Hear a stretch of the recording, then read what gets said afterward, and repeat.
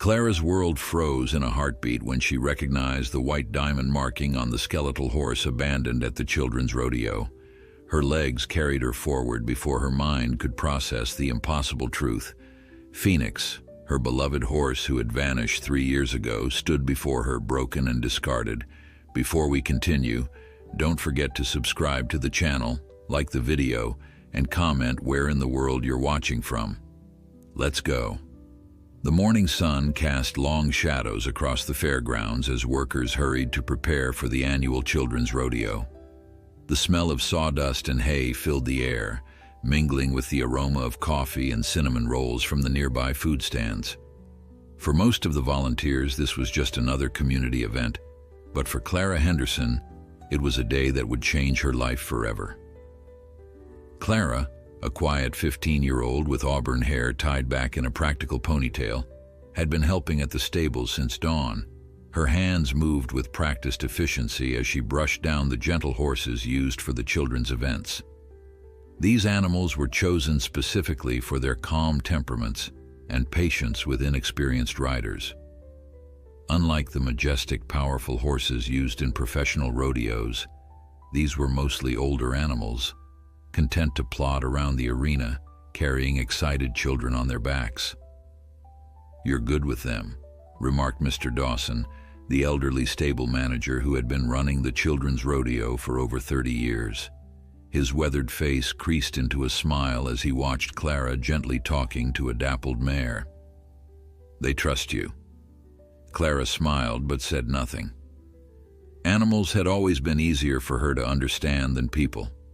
After her parents' divorce 3 years ago, horses had become her refuge, a place where complicated emotions could be set aside and replaced with the simple joy of connection. Her mother had enrolled her in riding lessons as therapy, never expecting it would become Clara's passion.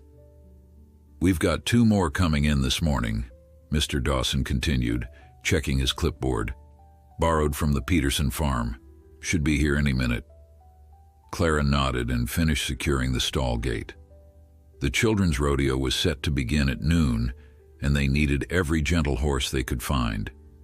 Unlike the professional circuit, where horses were athletes trained for specific events, these animals were chosen for their patience and forgiving nature. Children would be climbing on and off them all day, some riding for the very first time. The sound of a trailer pulling up outside drew her attention. Clara wiped her hands on her jeans and headed toward the delivery entrance, expecting to see the Petersons' familiar blue truck. Instead, she found a battered white trailer hitched to a dusty pickup she didn't recognize. A thin man with a permanent scowl was already lowering the ramp. "Got a horse for the kiddie show," he said without introduction, not bothering to look at Clara. "Boss said you might need extras." Something about his dismissive tone made Clara uneasy. "Mr. Dawson handles all the horse approvals," she said. "I'll get him for you." "No need for all that," the man replied, waving her off. "This one's perfect for kids. Owner doesn't want him anymore, so you're doing him a favor taking him off his hands." Before Clara could protest, the man disappeared into the trailer. She heard a soft nickering, followed by the hollow sound of hooves on metal. Then she saw him. The horse that emerged was nothing like the others they used for the children's events. He was tall, with a frame that suggested he had once been powerfully built, though now his ribs showed through his dull coat. His head hung low, and he moved with the careful steps of an animal in pain. But what caught Clara's breath was the white star on his forehead, shaped almost like a diamond, and the single white sock on his right foreleg. "Phoenix," she whispered, the name escaping her lips before she could stop it. The horse's ears twitched at the sound, and for a moment his head lifted. Their eyes met across the dusty yard, and Clara felt the world around her disappear. 3 years fell away in an instant, and she was 12 again, standing in the training ring at Silver Creek Stables, her hand outstretched to a magnificent bay gelding with kind eyes and a white diamond star. Phoenix had been her first love in the horse world, the animal who had taught her to ride, to fall, and to get back up again. Under the patient guidance of her instructor, Ms. Reynolds, Clara had formed a bond with Phoenix that transcended the typical rider-horse relationship. He had seemed to understand her in ways even her own family couldn't, standing quietly beside her when she cried about her parents' fights, nickering softly when she arrived at the stables, as if he'd been waiting just for her. Then came the accident. Phoenix had been spooked by a backfiring car during a trail ride with another student. The resulting fall had left the rider with a broken arm, and the stable owner, facing pressure from the parents and his insurance company, had sold Phoenix almost immediately. Clara had arrived for her lesson the next day to find his stall empty, his belongings gone. No one would tell her where he had been sent. For months, she had written letters to every stable within 100 miles, asking if anyone had purchased a bay gelding with a diamond star and a white sock. She had saved her allowance to place a small ad in the regional equestrian magazine. She had begged her mother to drive her to horse auctions and shows, always searching for that distinctive white mark. Eventually, even her mother had gently suggested it was time to move on. But Clara had never forgotten. And now, impossibly, here he was, thinner, duller, his once proud posture diminished by whatever hardships he had endured, but unmistakably Phoenix. "You said he's being given away?" Clara asked, her voice tight with emotion. "What happened to him?" The man shrugged, already heading back to his truck. "Rich guy bought him for his kid. Kid lost interest. Horse got injured in some jumping competition. Not worth the vet bills, I guess. I just transport them where I'm told." He handed her a folded paper. "Here's the transfer form. Someone needs to sign it." Clara took the paper automatically, her eyes never leaving Phoenix. The horse had raised his head now, nostrils flaring slightly as he caught her scent on the breeze. There was a wariness in his stance that hadn't been there before, a tension in his muscles that spoke of experiences she could only imagine. "How badly was he hurt?" she asked, finally noticing the slight unevenness in his stance, the way he favored his left hind leg. "Bad enough that he's not worth fixing, not bad enough to put down," the man replied with brutal honesty. "Tendon damage or something. Won't ever jump again, that's for sure. But he can carry a kid around a ring at walking speed, which is why my boss thought of your little show here." Clara felt a surge of anger at the callousness of his words, at the idea that Phoenix, her Phoenix, had been discarded like a broken toy when he was no longer useful. She remembered the powerful animal who had carried her over her first jump, who had taught her to post to his trot, who had stood patiently while she learned to properly clean his hooves. "I'll take him," she said firmly, reaching for the lead rope. "And I'll get this form signed." The man seemed surprised by her sudden decisiveness, but handed over the rope without argument. "Suit yourself, kid. He's your problem now." As the truck pulled away, Clara stood in the morning sunlight, her hand gently stroking Phoenix's neck. His coat was dull and needed a good grooming, but beneath her fingers, she felt him relax slightly, as if some part of him recognized her touch. "It's me, Phoenix," she whispered, her voice breaking. "It's Clara. I never stopped looking for you." And then, as if he finally allowed himself to believe it, Phoenix lowered his proud head and pressed his muzzle against her shoulder, releasing a soft breath that seemed to carry all the weight of their years apart. Mr. Dawson found them like that, girl and horse locked in a silent reunion that spoke volumes to anyone who understood the language of horses. He approached slowly, taking in the animal's condition with a practiced eye. The horse was underweight, his coat lacking the shine of proper care, and there was something in the way he held himself that suggested pain had been his companion for too long. "Clara," he called softly, not wanting to startle either of them. "Everything all right?"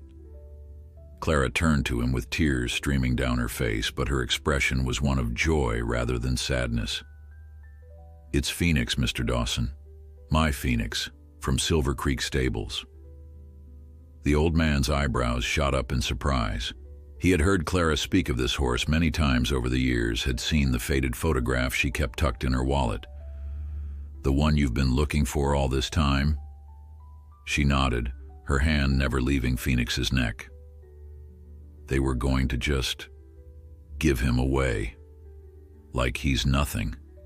Like he's just some broken thing they don't want anymore. Her voice caught on the last words, anger seeping through the cracks of her happiness. Mr. Dawson took the transfer form from Clara's hand and examined it carefully. His weathered face revealed nothing, but his eyes narrowed slightly as he read the name of the previous owner. "James Huntington," he muttered. "Why does that name sound familiar?" "Huntington Equestrian Center," Clara supplied, her voice hardening. "They specialize in show jumping. They buy the best horses, push them to win at any cost, and discard them when they can't perform anymore." She spoke with the bitterness of someone who had seen the darker side of the horse world, where animals were valued only for their ribbons and trophies. Mr. Dawson nodded slowly. "I've heard stories," he admitted. "Nothing good." He looked at Phoenix again, this time with a more clinical eye. "What happened to his leg?" "The man who dropped him off said he was injured in a jumping competition," Clara explained, her hand gently running down Phoenix's flank. "Something about tendon damage. He said Phoenix won't ever jump again, but he can still walk well enough to carry children." Mr. Dawson's expression darkened. "So they use him up, break him, and then dump him on a children's rodeo." He shook his head in disgust.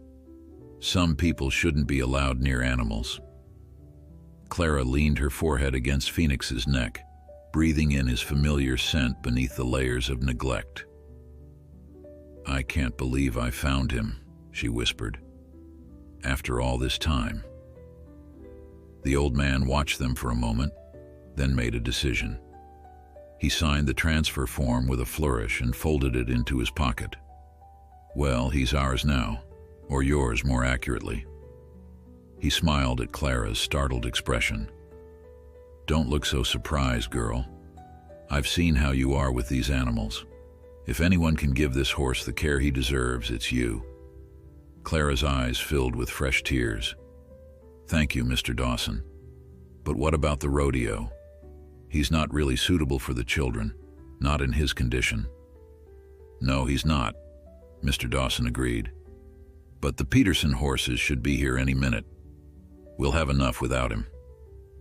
He patted Phoenix's neck gently. "This fellow needs rest and care before he carries anyone again. Why don't you get him settled in the back stall? Give him some water and a small amount of feed, not too much at once if he's been neglected. Then you can come back and help with the preparations." Clara nodded gratefully and began to lead Phoenix toward the stables. The horse followed willingly, though his steps were careful and measured, betraying the pain that walking still caused him. She chose the stall furthest from the activity, a quiet corner where Phoenix could rest undisturbed by the chaos of the rodeo preparations. As she removed the worn halter, Clara noticed the marks where it had rubbed against his skin, evidence that it had been left on for far too long. Anger flared inside her again at the thought of how Phoenix had been treated, but she pushed it aside. What mattered now was that he was safe. She filled his water bucket and measured out a small portion of feed, promising herself that she would bring him fresh hay after he had settled.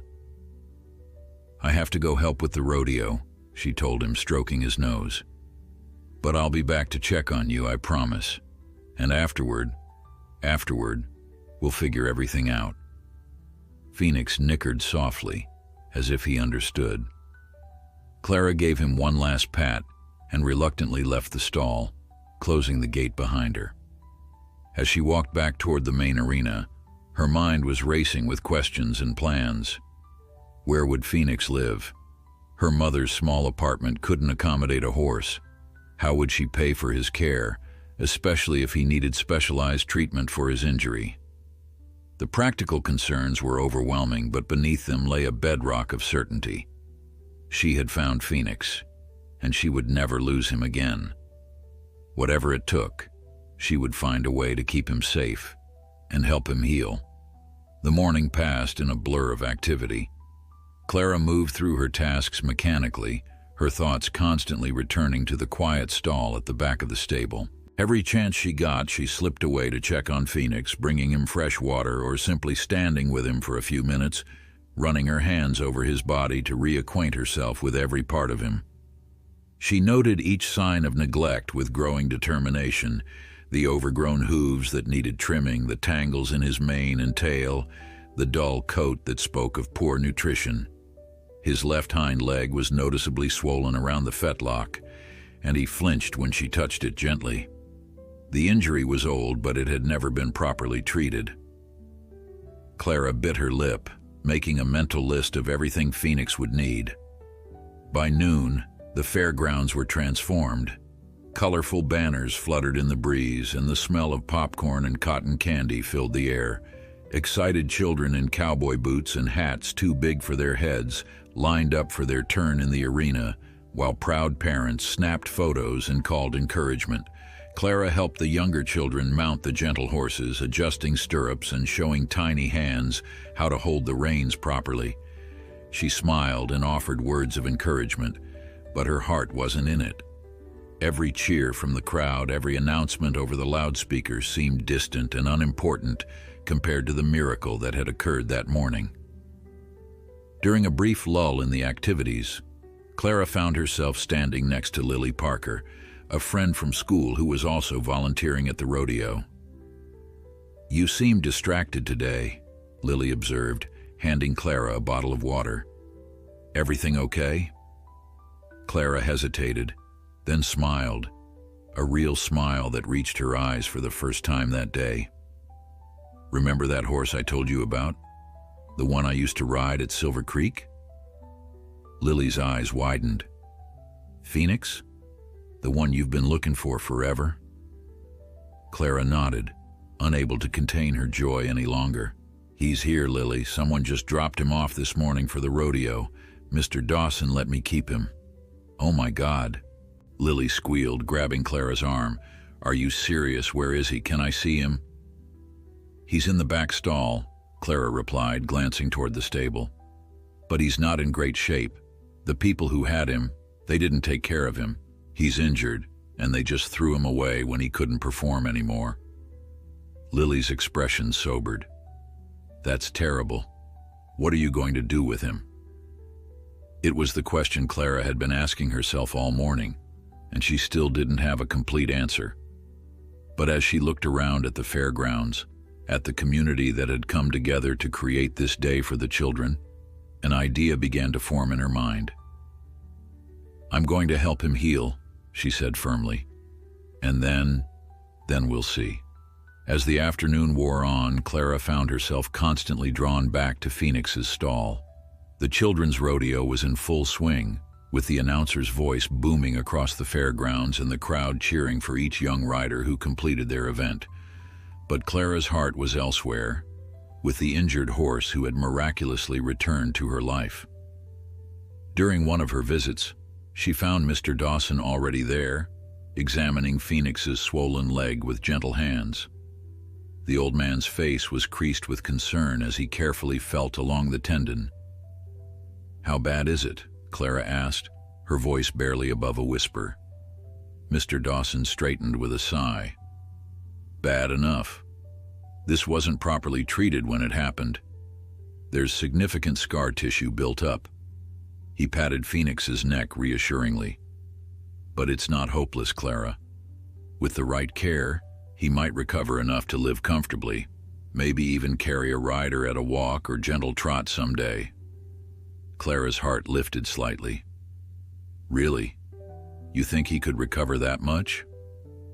"I've seen worse injuries heal with time and proper treatment," Mr. Dawson replied, "but it won't be quick and it won't be cheap. He'll need a good vet, regular care, and a safe place to recover." The reality of what she was undertaking began to sink in. Clara bit her lip, her eyes fixed on Phoenix. "I don't know how I'll manage it all, but I have to try. I can't lose him again." Mr. Dawson studied her for a moment, then nodded as if coming to a decision. My daughter's place has an empty stall.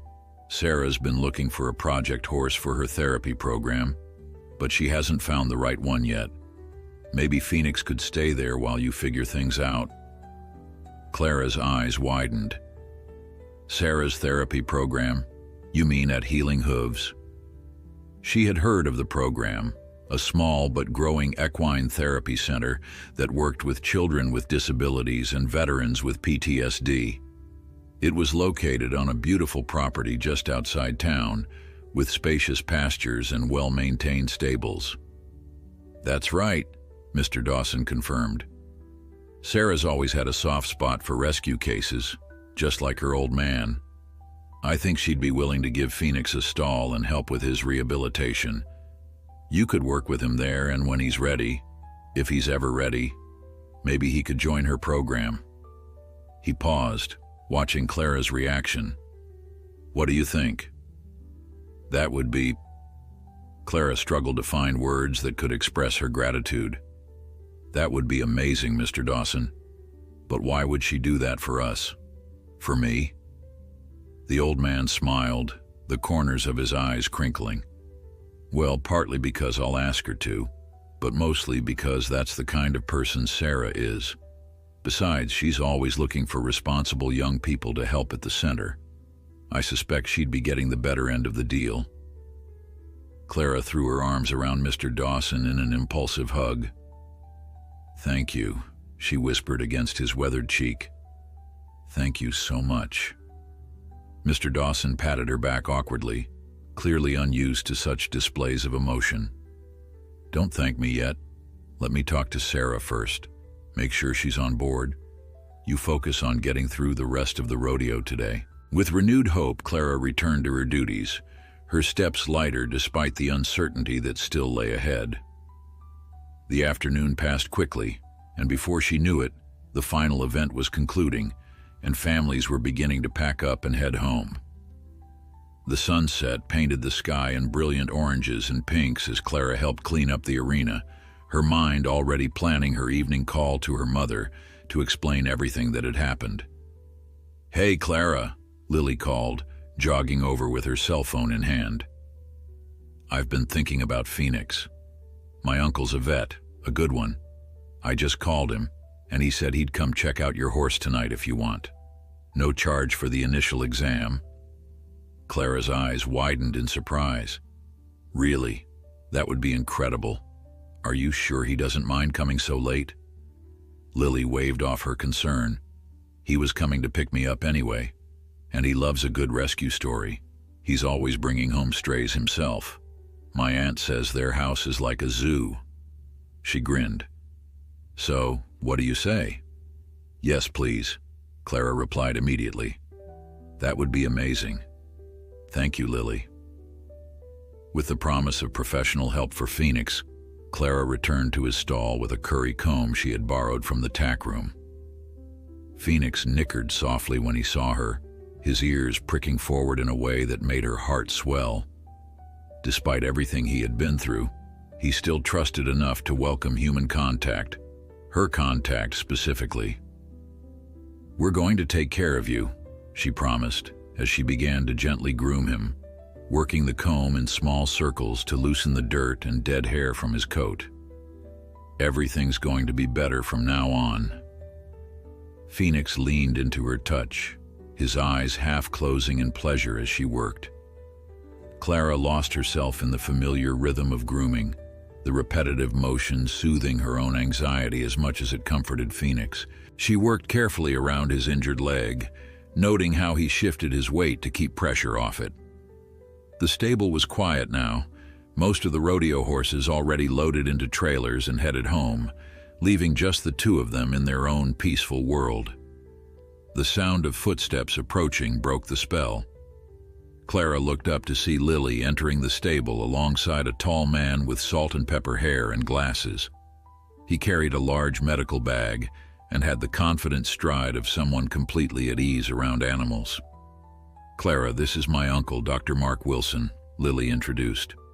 Uncle Mark, this is Clara, and that's Phoenix. Dr. Wilson smiled warmly at Clara, then turned his attention to the horse. His expression remained friendly, but his eyes sharpened with professional assessment. "So this is our patient.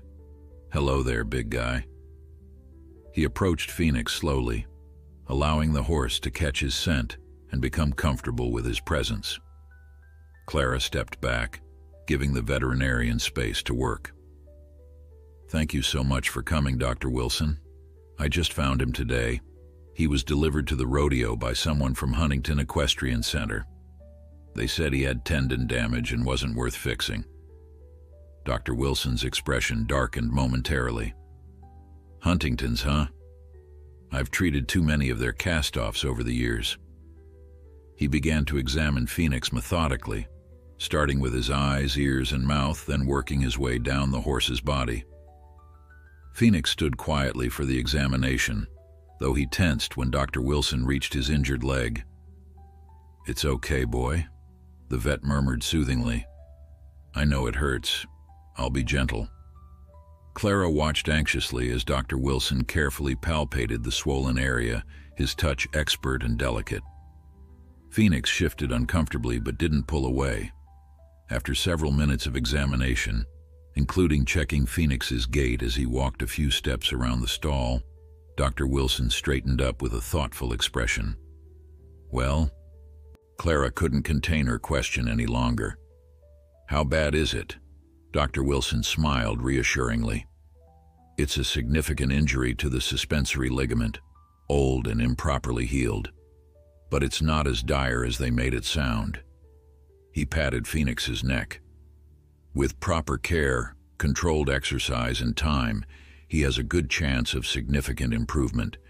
He'll likely always have some limitation, but he could have a comfortable, active life ahead of him." Clara felt tears of relief spring to her eyes. "Really? You really think so?" "I do," Dr. Wilson confirmed. "But I won't sugarcoat it. His rehabilitation will take months, maybe longer.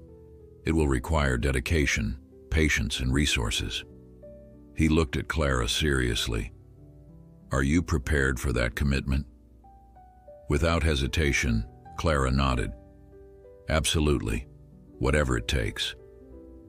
Dr. Wilson spent the next hour giving Phoenix a thorough examination. He checked the horse's teeth, listened to his heart and lungs, and drew blood for testing. Throughout it all, Phoenix remained remarkably patient, as if he understood that these strangers were trying to help him. "Aside from the leg injury, he's malnourished and needs dental work," Dr. Wilson explained as he packed up his equipment. "His hooves need attention from a good farrier, and he'll need a carefully managed diet to build his strength back without putting too much stress on that leg." Clara took mental notes of everything, determined to give Phoenix the care he deserved. "What about exercise? Should he be walking at all with his leg like that?" "Limited movement is actually beneficial," Dr. Wilson replied. "Stall rest with short, controlled walks, 5 minutes twice daily to start. Will increase gradually as he improves." He scribbled on a notepad and handed it to Clara. "Here's a list of supplements he should have and my recommendation for feed. I've also written down some exercises you can do with him that will help strengthen the surrounding muscles without stressing the injured tendon." Clara took the paper gratefully. "Thank you so much, Dr. Wilson. I can't tell you what this means to me." The veterinarian smiled kindly. "Lily told me how long you've been looking for this horse. Some connections are just meant to be." He glanced at his watch. "I should take a look at those blood samples tonight. I'll call you tomorrow with the results and a more detailed treatment plan." After Dr. Wilson and Lily left, promising to return the next day, Clara sat on a hay bale outside Phoenix's stall. The fairgrounds were nearly deserted now, with just a few workers dismantling the food stands and clearing away the day's debris. In the quiet evening, Clara finally had a moment to process everything that had happened. She pulled out her phone and dialed her mother's number, wondering how to explain the day's incredible events. Helen Henderson answered on the third ring, her voice tired after a long shift at the hospital where she worked as a nurse. Mom, Clara began tentatively. Something amazing happened today at the rodeo. I found Phoenix. There was a pause on the other end of the line. Phoenix? Your old horse from Silver Creek? The one you've been searching for? Yes, Clara confirmed, her voice cracking with emotion. Someone just dropped him off for the children's rodeo. He's been mistreated, Mom. He's injured and thin, and they were just going to give him away because he couldn't jump anymore. Helen's voice softened with concern. Oh, honey, I know how much he meant to you. Are you okay? I'm better than okay, Clara replied. Mr. Dawson let me keep him. He signed the transfer papers and everything. Phoenix is mine now, Mom. I finally found him, and I'm never letting him go again. There was another pause, longer this time. Clara could almost see her mother's worried expression, the practical concerns already forming in her mind. They lived in a small two-bedroom apartment that barely accommodated the two of them, let alone a horse. And with Helen working double shifts to make ends meet after the divorce, there was precious little money for luxuries, certainly not enough for boarding and veterinary care for an injured horse. Clara, Helen began carefully, I understand how important this is to you, but we need to be realistic. Where would we keep him? How would we afford his care, especially if he's injured? I've thought about that, Clara said quickly. Mr. Dawson's daughter runs Healing Hooves. You know, that therapy center outside town. He thinks she might let Phoenix stay there while he recovers. And Lily's uncle is a vet, and he came tonight to check Phoenix out. He says the injury isn't as bad as they claimed, that Phoenix could recover with proper care. That's wonderful if it works out, Helen said, clearly trying to be supportive while still concerned about the practicalities. But honey, even with a place to keep him, horses are expensive. The feed, the vet bills, the farrier. I know, Clara admitted, but I can work at the therapy center to help cover costs. And I've been saving my babysitting money. I'll figure it out, Mom. I have to. This is Phoenix. Something in Clara's voice must have conveyed her determination because Helen sighed in resignation. All right, we'll talk more when you get home. Just don't get your hopes too high, okay? There are a lot of details to work out. After ending the call, Clara returned to Phoenix's stall with a fresh measure of feed and a flake of hay. She watched him eat for a while, comforted by the familiar sound of his chewing. Whatever challenges lay ahead, she would face them. Phoenix had found his way back to her against impossible odds. Surely that meant something. Mr. Dawson appeared at the stable entrance, his silhouette backlit by the security lights that had just flickered on in the gathering dusk. Thought I might find you here, he said, approaching with a thermos in hand. Brought you some hot chocolate. Nights get chilly, even in summer. Clara accepted the thermos gratefully, warming her hands around it. Any word from your daughter? Mr. Dawson smiled. Just got off the phone with her. Sarah says she'd be happy to meet you in Phoenix tomorrow.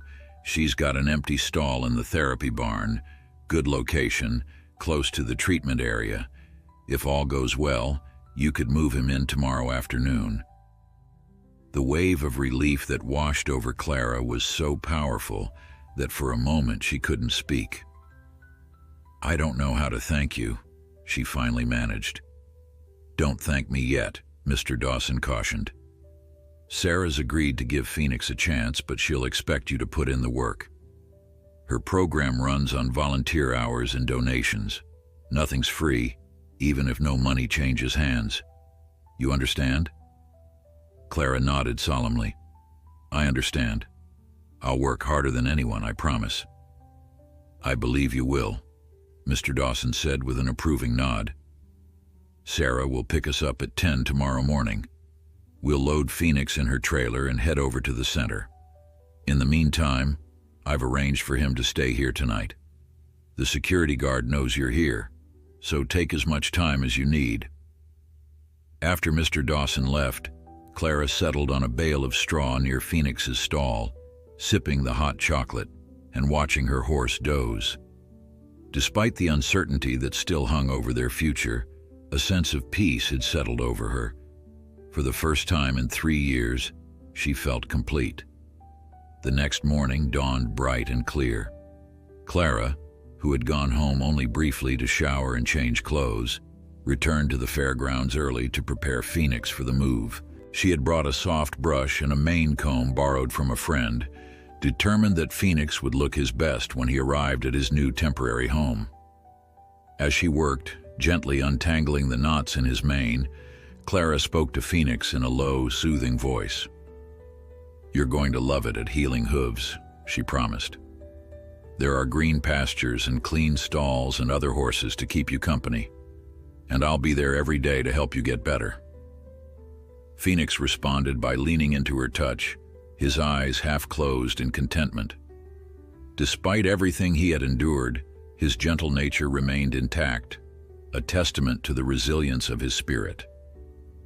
At precisely 10 o'clock, a white truck pulling a 2-horse trailer pulled up outside the stable.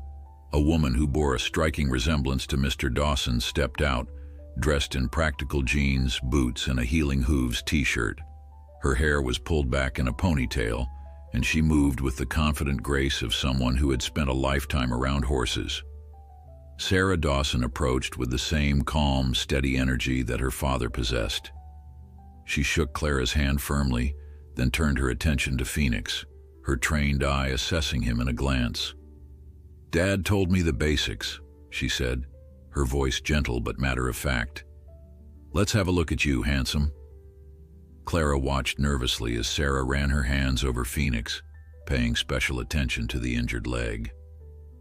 Unlike many people who had examined him since yesterday, Sarah didn't just focus on his injury. She checked his eyes, studied his overall posture, and seemed to be evaluating his temperament as much as his physical condition. "He has a good eye," Sarah commented, stepping back. "Despite everything he's been through, there's still trust there. That's remarkable." Clara felt a surge of pride. "He's always been special. Even when I was just learning to ride, he took care of me." Sarah nodded thoughtfully. "Those are the horses worth fighting for. The ones who keep their spirit intact even when humans let them down." She turned to Clara with a more serious expression. "Dad says you're willing to work in exchange for Phoenix's board and care." "Absolutely," Clara confirmed quickly. "I'll do anything. Stall cleaning, grooming, feeding, whatever you need." "It won't be easy," Sarah warned. "We run a working farm alongside the therapy program. The days start early and end late. School comes first, of course, but I'd need you at least 3 afternoons a week and full days on weekends, and Phoenix's rehabilitation will require daily attention." Clara nodded solemnly. "I understand. I'm prepared for that." Sarah studied her for a moment, then smiled slightly. "Dad said you would be. All right then, let's get this boy loaded up and settled in his new home." Loading Phoenix into the trailer proved challenging. Whether from past trauma or simple uncertainty, he balked at the ramp, eyes wide with alarm. Clara stroked his neck soothingly, whispering reassurances, but Phoenix planted his feet and refused to move forward.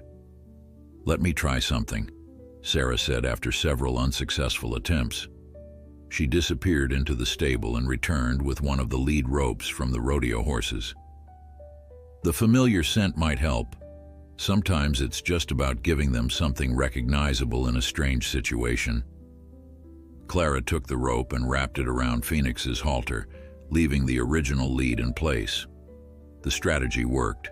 Phoenix seemed to relax slightly at the familiar smell.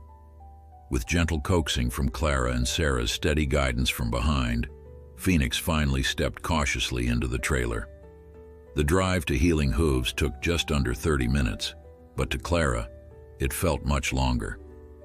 She sat in the passenger seat of Sarah's truck, her hands fidgeting in her lap as she worried about Phoenix traveling alone in the trailer behind them. "He'll be fine," Sarah assured her, noticing her anxiety. The partition gives him plenty of support, and we're taking it nice and slow. As they turned onto a long gravel driveway, Clara caught her first glimpse of Healing Hooves. The property was larger than she had imagined. Rolling pastures bordered by white fencing stretched in every direction. A cluster of buildings formed the heart of the operation: a large red barn, a covered arena, and a modest but welcoming office with a sign featuring a horseshoe and the Healing Hooves logo. "It's beautiful," Clara breathed, taking in the peaceful setting. Sarah smiled with obvious pride. "It's taken years to build, but every day I'm grateful for it. We work with about 40 clients each week: children with special needs, veterans with PTSD, at-risk youth. The horses do the real healing, we're just facilitators." She parked near the barn and cut the engine. "Phoenix will be in our rehabilitation barn for now. It's quieter there, and the stalls are larger to accommodate horses with mobility issues." Clara followed Sarah to the smaller barn behind the main structure. Inside, it was cool and peaceful, with wide aisles and spacious stalls. Only 3 of the 6 stalls were occupied, each housing a horse in various stages of recovery. Sarah led the way to an empty stall at the end, already prepared with fresh bedding and water. "This will be Phoenix's space," she explained. "The rehabilitation paddock is just outside, small but secure, perfect for controlled exercise once he's ready." They returned to the trailer, where Phoenix was waiting patiently. He seemed calmer now, as if sensing that this place was different from the noisy fairgrounds. With much less difficulty than before, they guided him down the ramp and into the barn. Phoenix's ears swiveled with interest as he took in the new surroundings, his nostrils flaring to capture the unfamiliar scents. When they reached his stall, Phoenix walked in without hesitation, as if recognizing that this was to be his home. Clara felt a lump form in her throat as she watched him explore the space, sniffing the fresh hay and investigating the water bucket. "He knows he's safe here," Sarah observed quietly.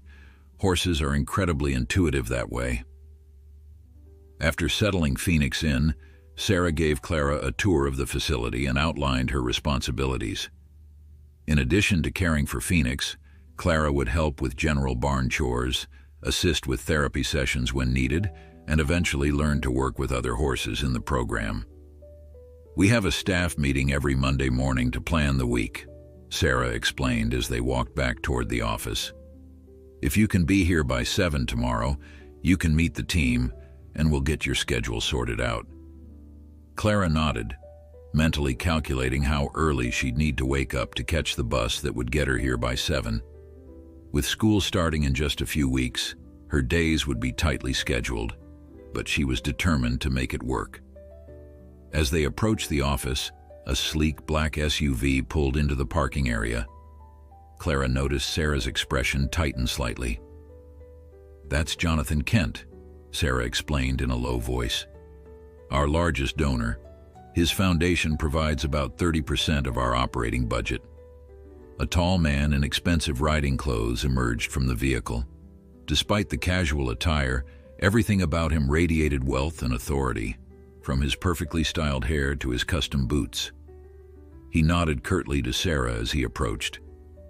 "Sarah, I was in the area and thought I'd stop by to see how the new arena flooring is working out," he said, his tone pleasant but somehow cold.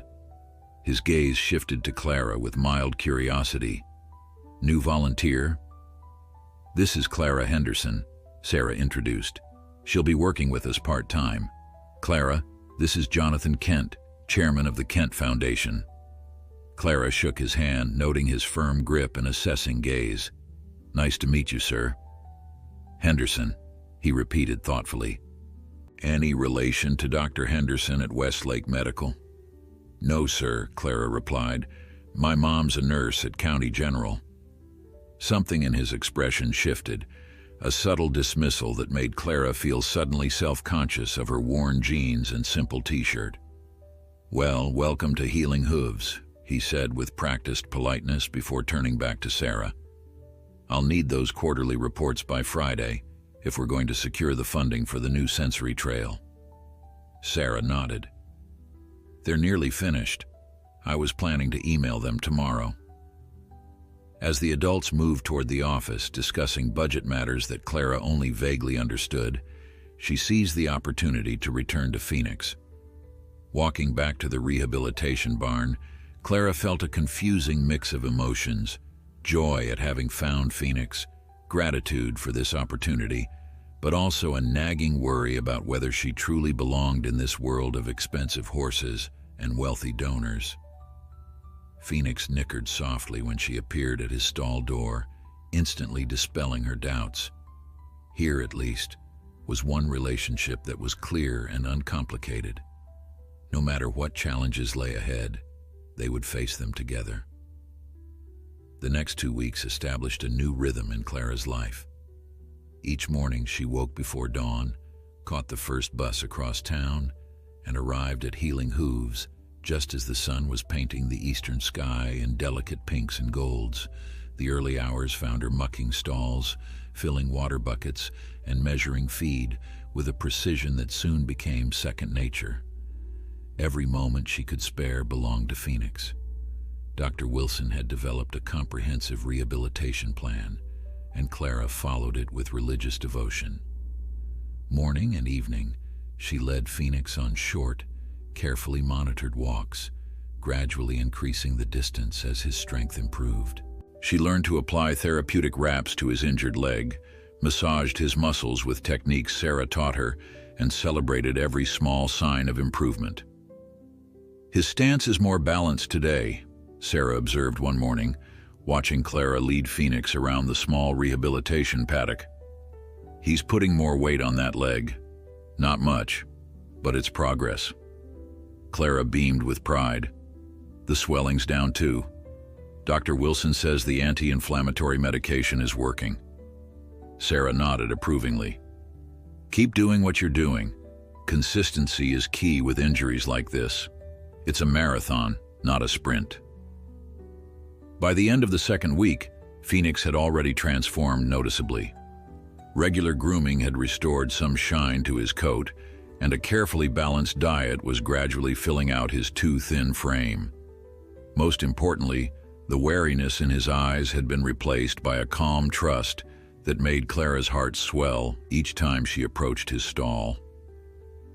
On a particularly warm Saturday afternoon, Clara was hosing down Phoenix's leg after his exercise when she became aware of someone watching her. She looked up to find a girl about her age standing at the entrance to the wash stall, observing with interest. "You must be Phoenix's person," the girl said, leaning against the doorframe. Her dark hair was pulled back in a messy bun, and her Healing Hooves t-shirt had seen better days. "I'm Maya. I volunteer on weekends." "Clara," she replied, turning the hose off and extending a damp hand. "And yes, that's Phoenix." Maya approached and gave Phoenix a gentle pat. "Sarah told me about him, said he was a rescue from Huntington's." Her voice hardened slightly at the name. "My horse was one of their cast-offs too." Clara looked up in surprise. "Really? Which one is yours?" "Artemis," Maya replied. "The gray mare in the main barn with the scar on her shoulder. Huntington's pushed her too hard in eventing. When she started refusing jumps, they labeled her dangerous and were going to send her to auction." Maya's expression darkened. "Probably would have ended up at slaughter." Clara felt a chill despite the warm day. "How did you find her?" "My mom's a groom at Wellington Stables. She heard what was happening and convinced our trainer to take a look at Artemis. Turns out she wasn't dangerous at all, just in pain from an old injury they'd ignored." Maya's face softened as she gently stroked Phoenix's neck. "Now she works with the younger kids in the therapy program. She's a natural with them." Clara absorbed this information, adding it to what she already knew about Huntington Equestrian Center. The picture that was emerging wasn't flattering. "I can't understand how people can treat horses that way," she said quietly. "Like they're just machines." Maya nodded grimly. Huntington's is the worst, but they're not the only ones. In high-level competition, some people see horses as investments, not living beings. If they don't perform, they're discarded. She brightened slightly. But that's why places like this exist, right? Second chances. Before Clara could respond, she heard the distinctive sound of an expensive car pulling into the gravel driveway. Maya rolled her eyes. Kent's back, third time this week. Clara had seen Jonathan Kent several times since her first day, always impeccably dressed and perpetually checking his phone. He never stayed long, just enough time to speak with Sarah about funding matters or inspect some aspect of the facility that the Kent Foundation had paid for. "Does he ride?" Clara asked, having never seen him interact with any of the horses. Maya snorted. "Not here. He's got his own stable of competition horses, jumpers mostly. Word is he's building a state-of-the-art equestrian center on the north side of town. Healing hooves is just a tax write-off for him." Clara frowned, not liking the cynical assessment but unable to dispute it based on her limited interactions with the man. She led Phoenix back to his stall, promising to return soon with his afternoon feed. As she crossed the yard toward the feed room, Clara nearly collided with Jonathan Kent, who was striding purposefully toward the main office. "Sorry, sir," she apologized, stepping quickly aside. Kent paused, seeming to truly see her for the first time. "You're the new girl, with the rescue horse?" "Yes, sir," Clara replied, surprised he remembered. "Clara Henderson." "How's the horse doing?" he asked, his interest appearing genuine for once. Sarah mentioned he came from Huntington's with a significant injury. "He's improving," Clara said cautiously, unsure why Kent suddenly cared about Phoenix. "It's a long road, but he's getting stronger every day." Kent nodded thoughtfully. "Mind if I take a look at him? I'm something of an expert on sport horse injuries." Reluctantly, Clara led him to Phoenix's stall. She felt strangely protective, wanting to shield Phoenix from the calculating gaze that had dismissed her so easily at their first meeting. Phoenix raised his head as they approached, ears pricked forward with interest. Kent studied him with unexpected intensity, his eyes lingering on the distinctive white diamond on Phoenix's forehead. "What did you say his registered name was?" Kent asked, his tone carefully neutral. "I don't know his registered name," Clara admitted. "I just know him as Phoenix. He was my lesson horse at Silver Creek Stables 3 years ago, before they sold him." Something flickered across Kent's face. Recognition, perhaps, or concern. He pulled out his phone and made a note. "Interesting coincidence. Well, he seems to be in good hands. Keep up the good work, Miss Henderson." As Kent walked away, Clara felt a strange unease. There had been something in his expression when he looked at Phoenix, something that went beyond casual interest. She made a mental note to ask Sarah about it later. The afternoon passed in a flurry of activity. A group of young clients arrived for their weekly therapy session, and Clara was assigned to help with preparation. She watched in fascination as children with various challenges connected with the patient therapy horses, their faces lighting up with joy and confidence. "Amazing, isn't it?" Sarah said, coming to stand beside Clara as they observed a young boy with autism grooming a gentle palomino. "That's why we do this, those moments of connection." Clara nodded, thinking of her own bond with Phoenix. "I get it. It's like they understand something about us that even we don't know." Sarah smiled approvingly. "Exactly. The horses meet these kids where they are. No judgment, no expectations, just acceptance." She checked her watch. "Your shift ended 20 minutes ago. You should head home and rest. Tomorrow's a big day. Dr. Wilson's coming to reassess Phoenix's progress." Clara's heart quickened with both anxiety and hope. 2 weeks wasn't long in terms of healing a serious injury, but Phoenix had been showing promising signs. Whatever the vet's assessment, she was prepared to keep fighting for Phoenix's recovery. They had found each other against impossible odds. Surely that meant they were meant to heal together as well. Dr. Wilson arrived early the next morning, his truck pulling into the gravel driveway just as Clara finished Phoenix's breakfast routine. She felt a flutter of nervous anticipation as she saw him gathering his equipment. So much of Phoenix's future depended on today's assessment. "Good morning, Clara," the veterinarian greeted her warmly. "How's our patient doing today?" "Good, I think," Clara replied, trying to sound confident. "He's putting more weight on his leg and the swelling is down. He seems happier too." Dr. Wilson smiled. "That last part might be the most important indicator. A horse's mental state has a tremendous impact on physical healing." He hefted his medical bag. "Let's take a look and see where we stand." Clara led him to Phoenix's stall, where the horse greeted them with a soft nicker of recognition. Dr. Wilson's examination was methodical and gentle. He checked Phoenix's overall condition first, noting with approval the improvement in his coat and weight. Then he focused on the injured leg, carefully manipulating the joint and observing Phoenix's reaction. "I'd like to see him walk," Dr. Wilson said after several minutes. "And if he's comfortable, a very slow trot for just a few steps." Clara nodded and led Phoenix to the small rehabilitation paddock. She walked him in a circle, keeping the lead rope loose to allow natural movement. Dr. Wilson watched intently, his experienced eye catching nuances in Phoenix's gait that Clara was still learning to recognize. "Now just a few steps of trot, if you think he's ready," the vet instructed. Clara clicked her tongue softly and increased her pace slightly. Phoenix responded by breaking into a slow, careful trot. His movement wasn't fluid. There was still an obvious hitch in his stride, but he was moving more freely than he had 2 weeks ago. After just half a circle, Clara brought him back to a walk, not wanting to push too hard.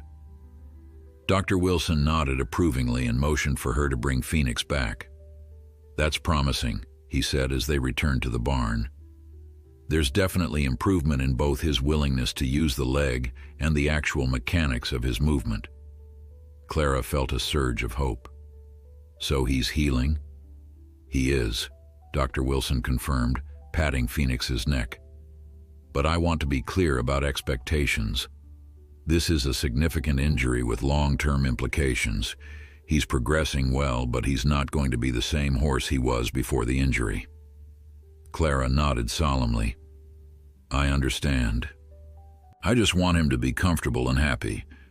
That's a realistic goal," the vet replied. "And based on what I'm seeing today, I think we can achieve it." He pulled out a notebook and began writing. "I'm going to adjust his treatment plan slightly. We'll continue with the anti-inflammatory medication, but at a reduced dose. I'd like to increase his walking time by 2 minutes per session, and we'll add some gentle hill work if you can find a suitable slope." Clara committed each instruction to memory, determined to follow the plan precisely. "When do you think he might be ready for a rider?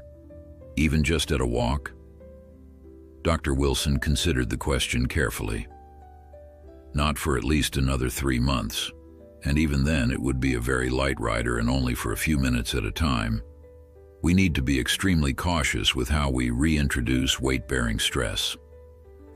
Though disappointed, Clara appreciated his honesty. She was willing to wait as long as necessary for Phoenix's well-being. As Dr. Wilson was finishing his notes, Sarah joined them, eager to hear his assessment. The vet repeated his findings, adding more technical details for Sarah's professional understanding. "I've seen horses with similar injuries return to light work," he concluded. "Not jumping or competition, but trail riding, light dressage or therapy work is certainly possible given proper rehabilitation." Sarah nodded thoughtfully. "That aligns with what I've observed. He has the temperament for therapy work, calm, patient, responsive. If his physical recovery continues this way, he could be an asset to our program." Clara felt a rush of conflicting emotions at Sarah's words. The thought of Phoenix having a purpose, a job that wouldn't overtax his injury, was appealing. But she had always imagined riding him again herself, recapturing the connection they had shared years ago. Would I still be able to work with him? She asked hesitantly. If he joined the therapy program. Of course, Sarah assured her. In fact, you'd be essential to his transition. Therapy horses need handlers they trust implicitly. The bond you're rebuilding with Phoenix would be valuable in that context. Dr. Wilson gathered his equipment, promising to return in 2 weeks for another assessment. As he and Sarah walked toward the office to discuss other horses in the program, Clara remained with Phoenix, absently stroking his neck as she processed everything she had learned. "You're going to get better," she told him softly, "and we'll figure out what comes next, together." Later that afternoon, as Clara was completing her barn chores, Maya sought her out with an excited expression. "Did you hear the news?" she asked, leaning against a stall door. "Huntington's is hosting a big jumping competition next month. They're calling it the Phoenix Cup." Clara froze, the name sending a shock through her system. The Phoenix Cup? Why that name? Maya shrugged. It's new. Never heard of it before. Supposedly named after some champion horse they had that died or something. She tilted her head curiously. Why? What's wrong? Clara struggled to form words, her mind racing. It's just, that's what I named my horse. Phoenix. Huh, weird coincidence, Maya remarked. Or maybe not. Phoenix is a pretty common name for horses. You know, rising from the ashes and all that mythological stuff. Clara nodded absently, but something felt off. Combined with Jonathan Kent's strange reaction upon seeing Phoenix yesterday, the coincidence seemed too perfect. Do you know where I could find information about Huntington's competition horses? She asked suddenly. Like their registered names and records? Maya thought for a moment. The USEF database would have competition records, and there are breed registries, depending on what kind of horse Phoenix is.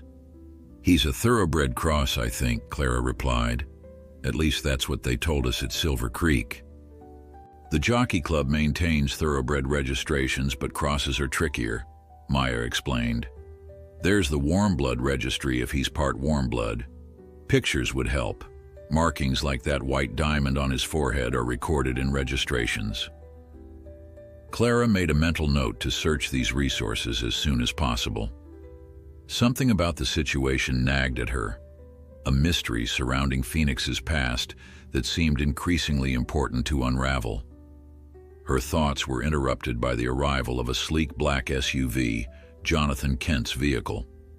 This time, however, he wasn't alone. A teenage boy emerged from the passenger side, his resemblance to Kent unmistakable despite his more casual attire and sullen expression. That's Alex Kent, Maya whispered. Jonathan's son.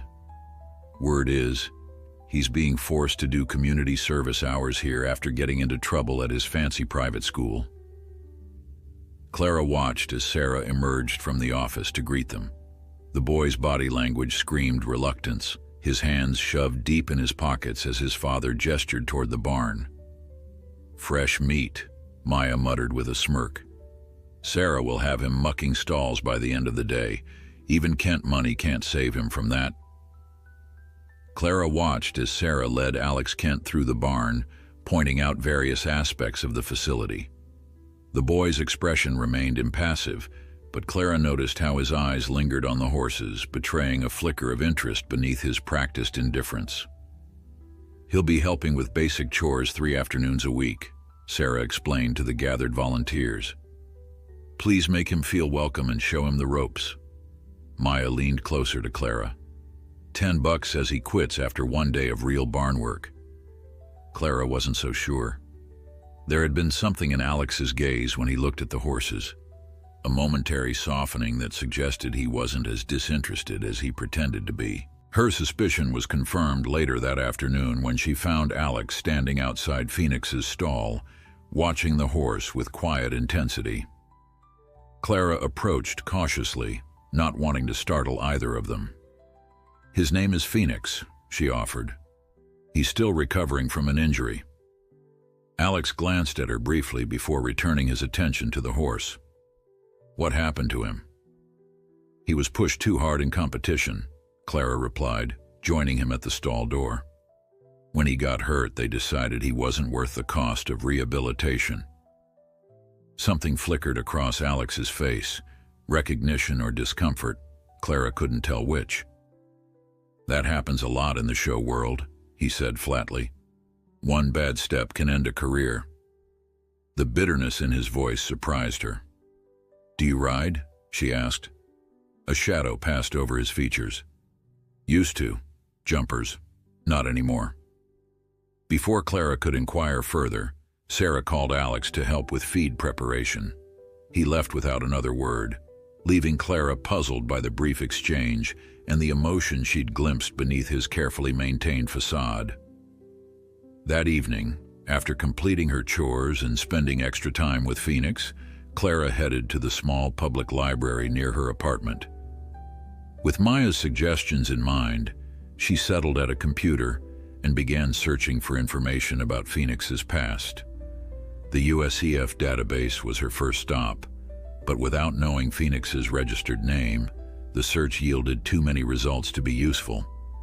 Next, she tried searching for information about Huntington Equestrian Center's competition horses, looking specifically for animals with a distinctive white diamond marking. After nearly an hour of frustrating dead ends, Clara finally stumbled upon a promising lead, a 3-year-old article about rising stars in the show jumping world. The piece featured a photograph of a bay gelding with a white diamond on his forehead, competing under the name Rising Phoenix, with rider Alexander Kent. Clara stared at the screen in disbelief. Alexander Kent, Alex, Jonathan Kent's son. The boy who had been watching Phoenix with such intensity that afternoon was his former rider. The article described Rising Phoenix as a promising young jumper with exceptional potential, purchased by Kent Equestrian for a substantial sum from his breeder in Kentucky. The horse had been making a name for himself in junior jumper divisions until disappearing from competition results approximately 2 years ago. Clara's mind raced as she pieced together the timeline. Phoenix had been her lesson horse at Silver Creek until 3 years ago. He'd then been sold, apparently to Kent Equestrian, where he'd competed with Alex before disappearing from the show circuit. Somehow he'd ended up at Huntington's, where he'd been injured and subsequently discarded, only to find his way back to Clara at the children's rodeo. But why hadn't Alex said anything when he saw Phoenix that afternoon? He must have recognized his former horse. And why was Jonathan Kent suddenly taking such an interest in healing hooves, and specifically in Phoenix? Even more puzzling was the upcoming Phoenix Cup at Huntington's. Was it merely coincidence, or was there some connection to Phoenix himself? With more questions than answers, Clara printed the article and headed home, determined to confront Alex the next time she saw him at the center. Her opportunity came 2 days later. Alex was mucking stalls in the rehabilitation barn when Clara arrived for her morning shift. He worked with surprising efficiency for someone who had likely never done manual labor before, his movements precise and methodical. "You used to ride him, didn't you?" Clara asked without preamble, coming to stand in the aisle. "Phoenix, except you called him Rising Phoenix." Alex froze mid-motion, his back to her. For a long moment he didn't respond. Then, slowly, he set down the pitchfork and turned to face her. "How did you figure it out?" he asked, his voice carefully neutral. Clara held up the printed article. "I found this. You two were quite successful, according to the Jumping Circuit News." Alex's expression hardened. "That was a long time ago." "Not that long," Clara countered. 2 years? What happened? And how did Phoenix end up at Huntington's?" The boy's facade cracked slightly, a flash of old pain crossing his features. "It's complicated." "I have time," Clara insisted, crossing her arms. Phoenix was her horse now, and she deserved to know his history. Alex sighed, leaning against the stall door. "We were competing at the Wellington Classic. Triple bar in the jump-off. I pushed him too hard, took the approach too fast. He cleared it, but he landed wrong." His voice grew quieter. "I knew something was off right away, but my father, he insisted Phoenix was fine, just needed rest."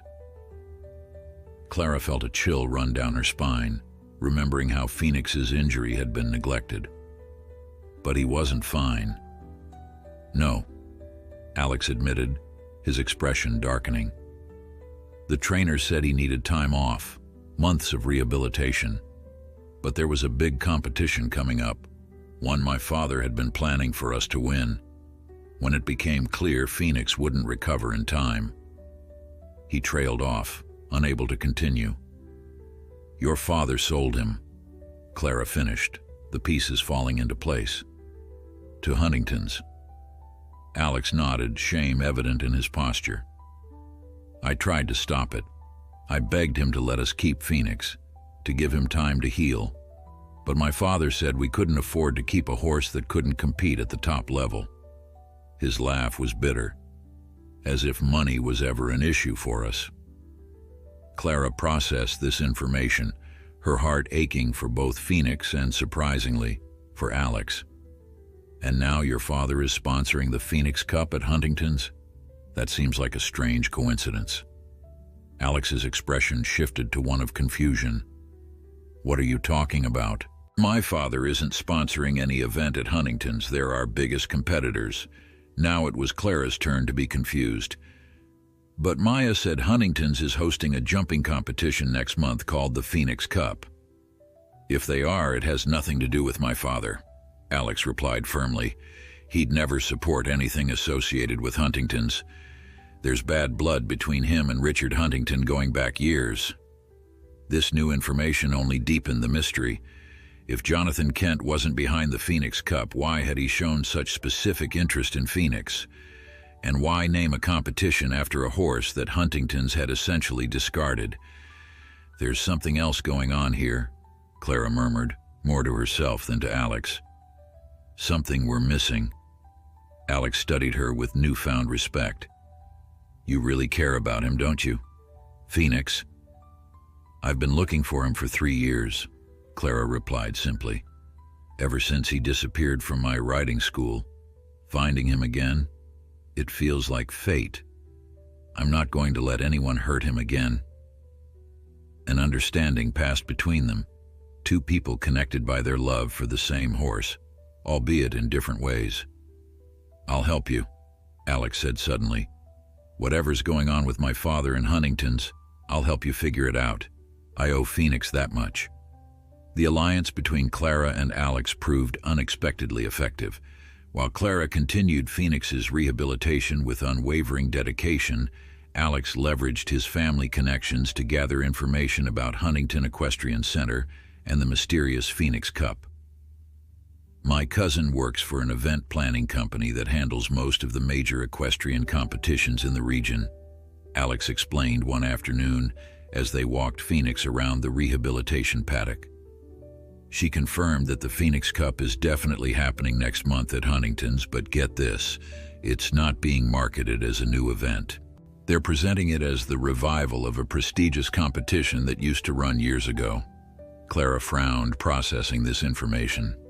"So they're using Phoenix's name as some kind of callback to an older event? That seems odd." "More than odd," Alex agreed. "Because according to my cousin, there was never a competition called the Phoenix Cup before. It's a complete fabrication."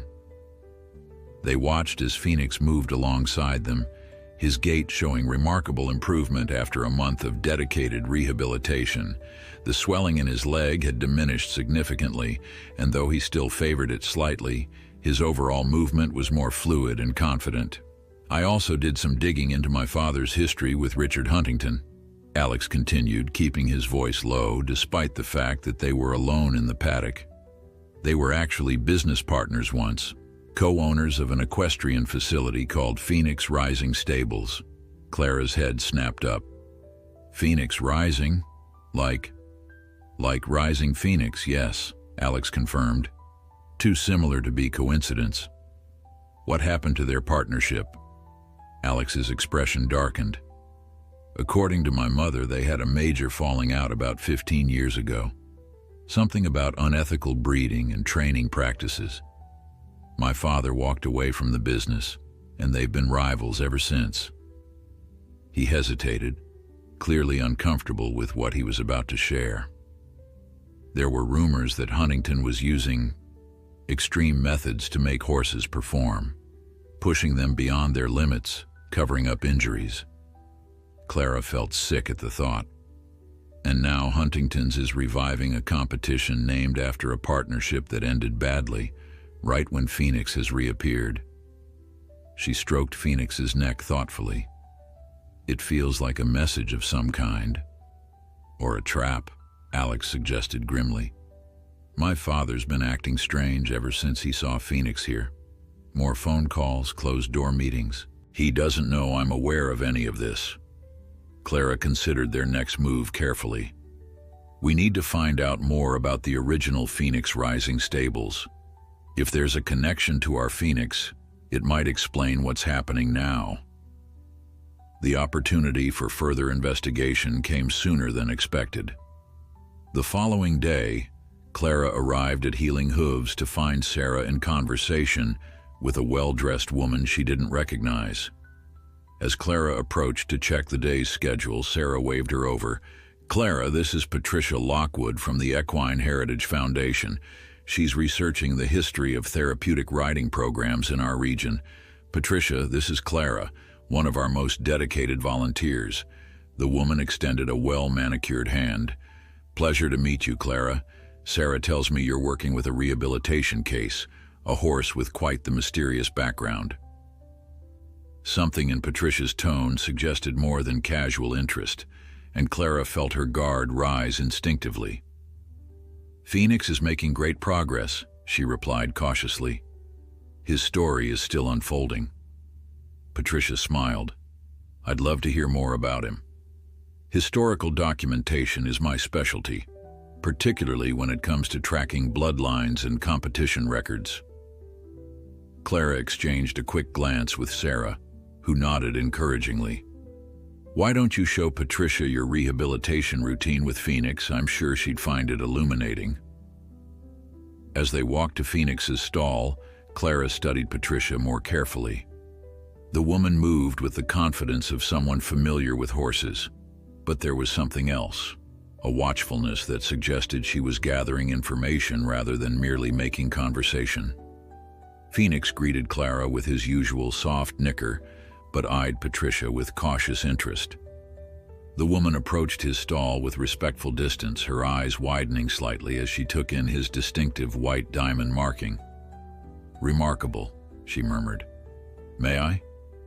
She asked, gesturing toward Phoenix. Clara nodded, remaining close as Patricia gently ran her hand along Phoenix's neck, her fingers briefly tracing the outline of the diamond on his forehead.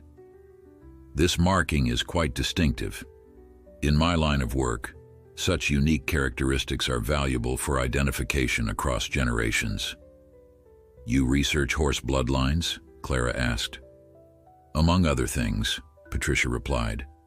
The Equine Heritage Foundation maintains records that go beyond the standard registries, private sales, breeding arrangements, even horses that competed under multiple names throughout their careers. She fixed Clara with a meaningful look. Records that might be particularly interesting in the case of a horse with a complicated history. Clara's pulse quickened. Like Phoenix? Patricia stepped back from the stall, her expression carefully neutral. Historical research often reveals patterns, echoes of the past repeating in the present. For instance, did you know that 30 years ago, there was a remarkable jumper named Phoenix's heir who disappeared under mysterious circumstances? He, too, had a distinctive white diamond marking. The deliberate emphasis on certain words made it clear that Patricia was conveying information beyond her actual statements. Clara decided to take a risk. What happened to him? Officially, he was retired to stud. Unofficially, Patricia glanced around to ensure they were alone. He was at the center of a dispute between business partners that ended in litigation and sealed court records. One partner alleged that the other had substituted a different horse in major competitions, a horse that looked remarkably similar but wasn't registered. Clara's mind raced. And the name of these partners? Patricia's smile was knowing. I think you might already have that piece of the puzzle. What matters now is that history may be repeating itself, with your phoenix at the center. She reached into her purse and extracted a business card. If you find yourself needing access to records that aren't publicly available, call this number. Ask for the Phoenix Rising file. Clara accepted the card with trembling fingers. Why are you helping us? Patricia's expression softened. Let's just say I have a personal interest in seeing certain historical wrongs corrected. Some of us have been watching the situation for a very long time, waiting for the right moment. She checked her elegant wristwatch. I should continue my tour with Sarah. I've already said more than I intended.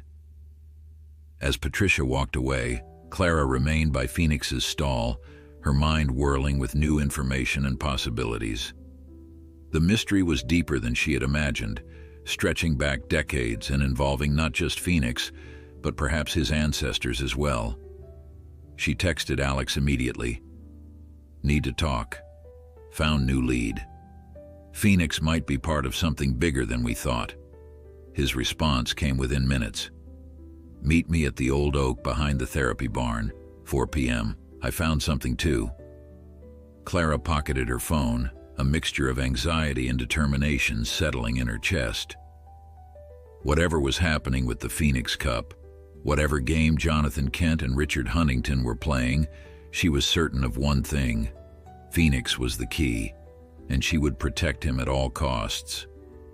Clara reached the old oak tree 10 minutes early, her mind still processing Patricia's cryptic revelations. Phoenix Rising stables, a dispute between partners, a horse with the same distinctive marking as Phoenix. The pieces were beginning to form a pattern, though its meaning remained elusive. Alex arrived precisely at 4, carrying a worn leather folder that looked out of place in his young hands. His expression was tense, his usual carefully maintained indifference replaced by genuine concern. I found this in my father's home office, he said without preamble, opening the folder to reveal yellowed newspaper clippings and faded photographs. He keeps it locked in a drawer, but I've known where he hides the key since I was 10. Clara looked at him in alarm. You took this from your father's office. Won't he notice it's missing? Alex shook his head. He's in meetings all day. I'll have it back before dinner. He spread the contents on the grass beneath the oak tree. Look at this. The top photograph showed 2 younger men standing beside a striking bay horse with a white diamond on its forehead, unmistakably similar to Phoenix's marking. One man was clearly a younger Jonathan Kent. The other, Clara presumed, was Richard Huntington. Phoenix's heir, Alex said, pointing to the horse. Grand champion at the National Jumping Finals 1995. Jointly owned by Kent and Huntington through Phoenix Rising stables. Clara picked up another photograph, this one showing a different but remarkably similar horse. Same coloring, same distinctive marking, competing with a blue ribbon draped across its withers. The date stamp read 1997. I don't understand, she said, looking more closely. Is this the same horse? That's the question that ended their partnership, Alex replied, handing her a newspaper clipping with the headline, Equestrian Scandal, Allegations of Fraud Rock Jumping World. Clara read quickly, her eyes widening as she absorbed the story. According to the article, Richard Huntington had been accused of secretly substituting a nearly identical, but younger, unregistered horse, in place of the aging Phoenix's heir during major competitions. Jonathan Kent, upon discovering the deception, had dissolved their partnership and filed a lawsuit, which was ultimately settled out of court, with the records sealed. So Phoenix's heir was replaced by a look-alike, Clara summarized, but no one could prove it definitively because they looked so similar. Exactly, Alex confirmed. And here's where it gets really interesting. He pointed to another document, a registration paper for a horse named Rising Phoenix, born in 2010. This is our Phoenix. My father purchased him as a yearling because of his resemblance to Phoenix's heir. The diamond marking is a dominant genetic trait that runs in the bloodline. Clara's mind raced. So Phoenix is a descendant of either Phoenix's heir or the substitute horse. That's my guess, Alex nodded. My father never told me the full story, but I think he bought Phoenix hoping to somehow prove the old fraud case through genetic testing or something. But then Phoenix got injured, Clara finished, and your father sold him to Huntington's, his rival, rather than investing in his rehabilitation.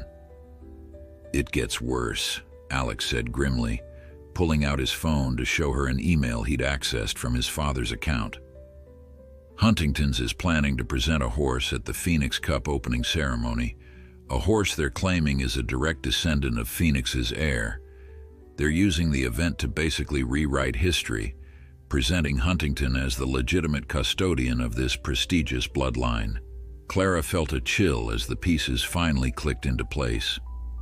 And your father recognized Phoenix here at Healing Hooves. He knows that Huntington's discarded the very horse that could prove the connection to the original scandal. Exactly, Alex confirmed. The Phoenix Cup isn't just a competition. It's Huntington's attempt to legitimize his claim to the Phoenix bloodline, erasing the old scandal once and for all. Clara sat back against the tree trunk, trying to process the implications. So what happens now? Is your father planning to expose Huntington using Phoenix? Alex's expression was troubled. I think so. There's a board meeting scheduled at Huntington Equestrian Center the day before the Phoenix Cup. My father has arranged to present evidence. He calls it the final reckoning in his notes. They sat in silence for a moment, contemplating the complex web of rivalry, deception, and wounded pride that had somehow led Phoenix back to Clara. It seemed almost miraculous that amidst the machinations of wealthy men fighting over prestige and reputation, the horse had found his way to someone who truly cared about his well-being. None of this changes anything for Phoenix, Clara said finally, her voice firm with resolve. Whatever happens between your father and Huntington, Phoenix stays here. He's not a pawn in their game anymore. Alex nodded, something like admiration flickering in his eyes. You're right. He deserves better than to be used as evidence in a decades-old dispute. He began gathering the documents. I'll put these back before my father notices, but I'll keep an eye on his plans. If he tries to move Phoenix or use him in any way, I'll warn you. As they walked back toward the barn, Clara felt a strange mixture of emotions, concern about the impending confrontation between Kent and Huntington, but also a deepening certainty that she and Phoenix were exactly where they needed to be. The day of the Phoenix Cup dawned clear and bright. Clara arrived at Healing Hooves earlier than usual, drawn by a sense that something significant was about to unfold. Sarah was already in the office, frowning at her computer screen. Everything okay? Clara asked, pouring herself a cup of coffee from the communal pot. Sarah looked up, her expression troubled. Jonathan Kent just called to cancel his foundation's funding. No explanation, just an immediate termination of support. Clara's heart sank. Though she'd come to question Kent's motives, his financial backing had been crucial to Healing Hooves' operations. What does that mean for the center? We'll survive, Sarah said with determined optimism. We've weathered funding cuts before, but it's the timing that concerns me. right before our quarterly planning meeting." Before Clara could respond, her phone buzzed with a text from Alex. "It's happening. Father confronted Huntington with DNA evidence from Phoenix. Huge scene at board meeting. Phoenix Cup canceled. Heading to Healing Hooves now. Will explain in person." Within the hour, the peaceful routine of the therapy center was disrupted by the arrival of Jonathan Kent's black SUV, followed closely by a sheriff's department vehicle. Clara, who had been working with Phoenix in the rehabilitation paddock, felt her body tense with protective instinct. Alex emerged from his father's vehicle first, immediately heading toward Clara with an urgent expression. "They're both coming, my father and Huntington. The sheriff is here to keep things civil." Jonathan Kent and Richard Huntington, a tall, silver-haired man with a perpetual scowl, approached the paddock side by side, their mutual animosity palpable despite their forced proximity. The sheriff followed a few paces behind, his expression suggesting he'd rather be anywhere else. "Miss Henderson," Kent began formally, "I believe you're in possession of a horse that rightfully belongs to Kent Equestrian. I have documentation proving ownership." Before Clara could respond, Huntington interjected sharply. "That horse was legally sold to Huntington Equestrian Center. Any claim Kent has is nullified by the transfer of ownership." The men glared at each other with decades of resentment, seemingly forgetting Clara and Phoenix entirely. It was as if they were continuing an argument that had begun long before any of them had arrived at Healing Hooves. Clara stepped forward, positioning herself between the men and Phoenix. "Excuse me," she said firmly, surprising herself with the authority in her voice. "This horse doesn't belong to either of you anymore." Both men turned to her in astonishment, clearly unaccustomed to being interrupted. "Phoenix was abandoned at a children's rodeo," Clara continued, her voice steady despite her racing heart. "He was injured, malnourished, and discarded when he was no longer profitable. Mr. Dawson signed the legal transfer of ownership to me, and I have documentation from the veterinarian detailing his condition when he arrived."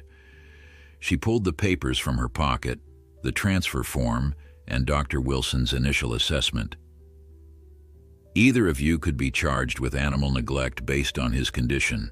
Is that really the publicity you want right now?" A tense silence followed her words.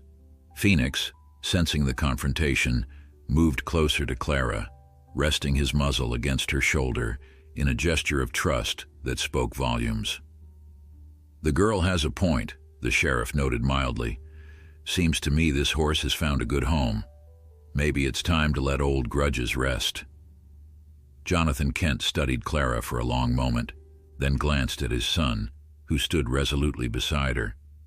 Something in his expression shifted. A subtle softening, perhaps, or a recognition of something he had lost along the way. "The Healing Hooves funding will be reinstated," he said finally, "and doubled, with a specific allocation for rehabilitation cases." He turned to leave, then paused. "The horse looks good, Miss Henderson. Better than he did in either of our care." As the men departed, separately, their conflict unresolved but at least temporarily set aside, Clara wrapped her arms around Phoenix's neck, breathing in the familiar scent that had come to represent home and healing for both of them. "We did it," she whispered against his warm coat. "You're staying right here where you belong." Phoenix nickered softly in response, his eyes bright with a contentment that mirrored her own. Whatever the future held, they would face it together, not as symbols in someone else's story, but as companions writing their own.